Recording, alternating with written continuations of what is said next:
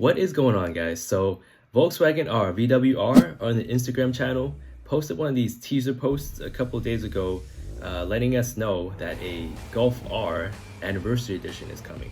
Now that got me pretty excited. And today they went ahead and posted on their YouTube a 45-minute trailer, and here it is. This is I'm gonna play it right now. Very simple, very short trailer, letting us know subtle differences that you see, but mostly actors acting. Basically, it's giving us a performance vibe, but here you see like very subtle Golf R aspects of this newer generation anniversary trim. But I think the best part of this clip is towards the ending, where they have a Mark 8 Golf R meeting up on split roads a Mark IV R32 in its glorious deep blue pearl paint. So Mark 8, Mark IV, 4 generations later, and it's been 20 years since the actual Mark IV Golf R32 has been introduced. Now, here it is. This is the European website. A little disclaimer on this video before we go get started. If you guys are in a North American market like I am, the States, Canada, this video won't really be applicable to us, but this is a Golf R channel. I want to go ahead and kind of just touch up on anything Golf R related. This is only relevant to the European market as of now. I'm not quite sure the plans are. Based on the articles I'm reading, nothing about us for us yet. But let us dive right into the Golf R, or the Volkswagen website in the UK. And here it is. This is the new Golf R 20 years edition. Not anniversary edition, nothing like that. It's just basically Golf R 20 years. So you see the theme 2020, kind of more relevant throughout the subtle changes in the newer car. But here it is.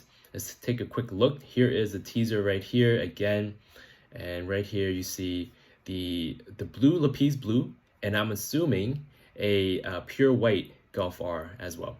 So it's only coming in the blue and the white color. Right there is the Golf R, the Mark IV R32. 328 horsepower versus a stock 315 in the newer Mark 8 generation Golf Rs. Torque figures I think will remain the same. So it should be coming with the standard Akrapovic exhaust. We're gonna see a 20, as you can see from here. Let's take a look. Right here on the B pillar. So it's kind of like an emblem. It's gonna be like a, not emblem, like a plaque stuck onto it. It looks pretty nice. I think it looks actually nicer than the Volkswagen etching. Nicely done. Subtle in black.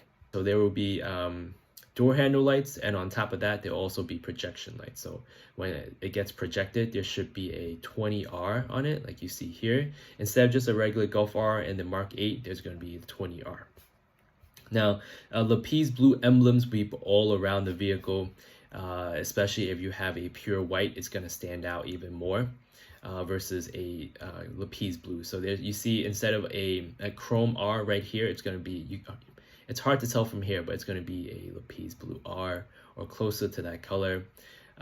And then from here, you guys already spotted, it's going to be lapis blue wheels for the pure white. But if you get the blue, it's going to come in all gloss black.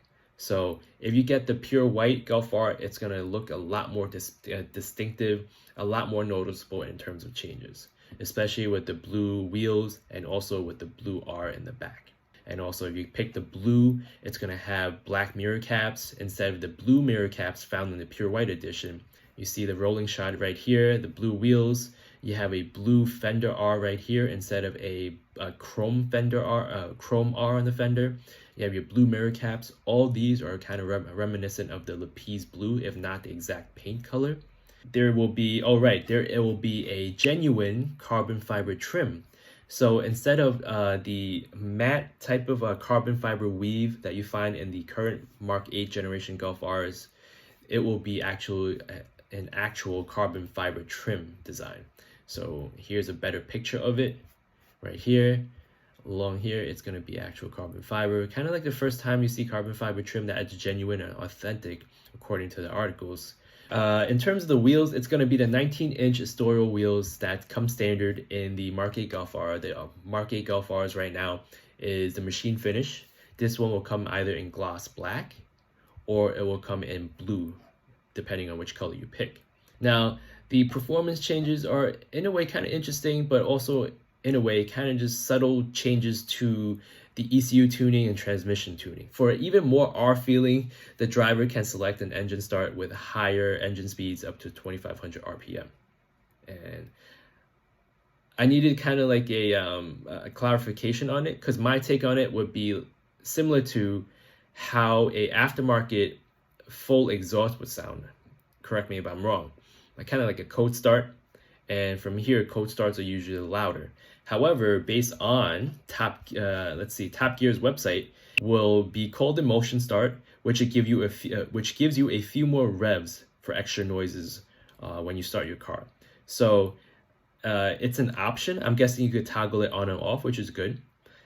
Now, Volkswagen also brings up the point that the DSG now provides noticeable feedback from gearbox when shifting up. Now, this is applicable, I'm assuming, only to the 20 years edition, but let's go back to the Top Gear article and kind of break down what this actually means. My take on it is basically it mimics shifting or driving in a stick shift car, where you're power shifting or shifting aggressively, rolling through your own gears and feeling that type of raw feeling when you're upshifting. Having said that, I think a lot of competitors are doing that as well in terms of their transmission tuning, specifically the most recent M240i driven, the G42, where the ZF 8-speed mimics all this type of aggressive feel when you do the upshift. Really aggressive, really bangs through the gears. I'm assuming Volkswagen is trying to go the same route, trying to mimic this as well. And basically stating when you put it into Sport Plus mode or Sport mode, and what we're used to as DSG drivers in the Mark 7, Mark 8s, etc. The car, actually, the computer actually picks the perfect shift points for you to go ahead and get your perfect, the most aggressive shifts, the most aggressive 0 to 60 times. So I'm assuming that is exactly what it means. On top of that, in addition to the whole power theme, Volkswagen is also improving turbocharger by preloading. Now, again, I have to kind of just talk about that. My take on it is the fact that it's ECU tuning, I'm assuming, right? It's going to go ahead and keep the ECU or to keep the RPMs higher, keeping the turbo spooling so that you could go ahead and minimize turbo lag. Now, if it does come to US, I don't think much of this is going to be different in terms of specs, because comparing this to the North American market Golf R, it's very subtle, especially if you have, again, I mentioned it, the roof spoiler and everything like that. Everything here you can kind of replicate, especially if you have a pure white Golf R right now. My point is, it's very subtle changes besides the exhaust that you can easily make this looking like a 20-year Golf R or 20 years edition Golf R. Specifically the wheels, because Bashkins is already doing all these type of modifications or customizations. The rear R logo, the steering wheel R logo, the fender R logo, everything like that is already capable of a aftermarket company. Now, one of my final thoughts as a Mark 7 Golf R owner, I was right off the bat, I would say that Volkswagen dropped the ball, not just by a little bit, by a lot, by not reintroducing the Golf R with the VR6 engine. I guess you're calling it the Golf R, not R32, so it kind of makes sense, right? But if you're celebrating 20 years of R32ism, right, from the Mark IV, why not bring back a VR6? I think that will require maybe a lot more development and research, especially if you don't want to bring it back as just a naturally aspirated VR6. You want to go ahead and twin turbo it like the Arteon R line, right? The Arteon R that was rumored to have like this VR6 twin turbo. That has been since been scratched or scrapped.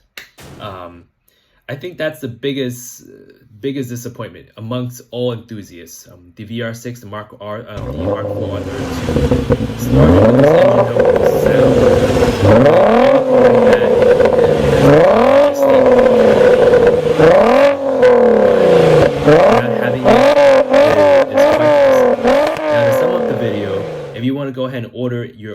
2022 Volkswagen Golf R 20 years edition, then ordering will start Thursday, June 2nd. And from here, it's going to go ahead and be available for 1 year. Good thing is it's not limited to 20 units, 200 units, or 2,000 units. It's as many as they can make in 1 year. That brings it back to the Golf R Mark 6 edition, or sorry, the Mark 6 generation, 2012 to 2013. They extended the Golf R production dates to that amount, depending on how many cars, which was ordered and everything like that. And also, starting from 2015, they skipped a year, 2014, and in 2015 they made a return, and ever since then we've received a 20 Golf R since we can remember, right? They skipped the 2020 and the 2020 models, and now at 2022 they have the Mark 8 Golf R.